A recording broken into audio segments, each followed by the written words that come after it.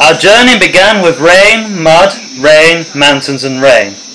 Climbing slopes which were turned into mudslides led to a fair share of missteps and slip-ups, yet we kept our good humour with renditions of Singing in the Rain and good old traditional Costa Rican energy.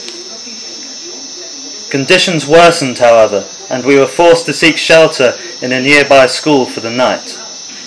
The night passed with some cosy sleeping conditions and the use of a somewhat creepily open shower cubicle and toilet. In the morning we said farewell to this wretched school and headed towards the river with the use of a local guide. We faced having to cross a fast-flowing river swollen by yesterday's biblical rain.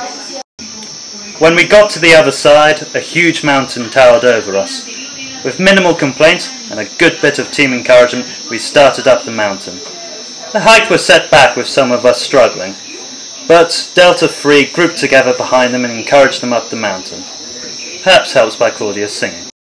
Then, after an emotional farewell to Delta 4 in the morning, we were pleased to not be doing a third day of trekking and to instead be starting work in our school.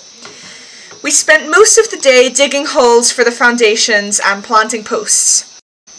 On Sunday, which as I am writing this is today, we slept until the late hour of 7:30, which, believe it or not, was a real luxury.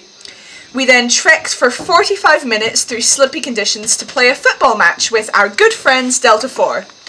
The result of the match is unimportant because it is only the taking part that matters, and because we lost.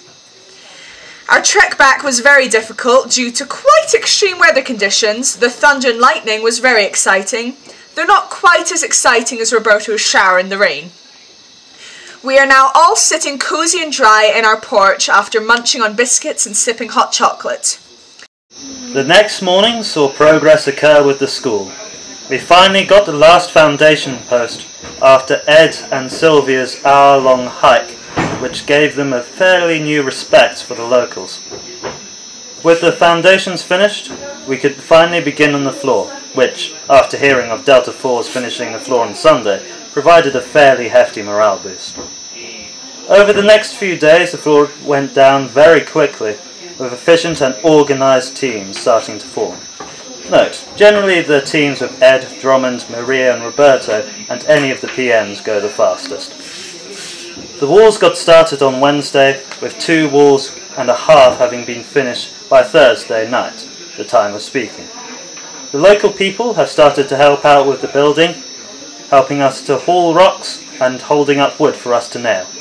Perhaps caused by pity at our poor effort at school building, or more optimistically by Joseph's skill at charades and terrible Spanish. Of course, none of this would have been possible without the talented Darshini, Becca and Claudia's beautiful singing, which brightens up the team's day. Just to add in, the field-based team arrived yesterday to check up and to have some bant. We love them very much because not only are they helping out with the school, they brought an excellent bread and butter pudding made by Pedro and 4 massive sausages. They are amazing. Delta 3 would also like to thank everyone for their lovely blog comments, which we received yesterday. They too brightened up our day. We miss our families very much, but not as much as the food our families provide.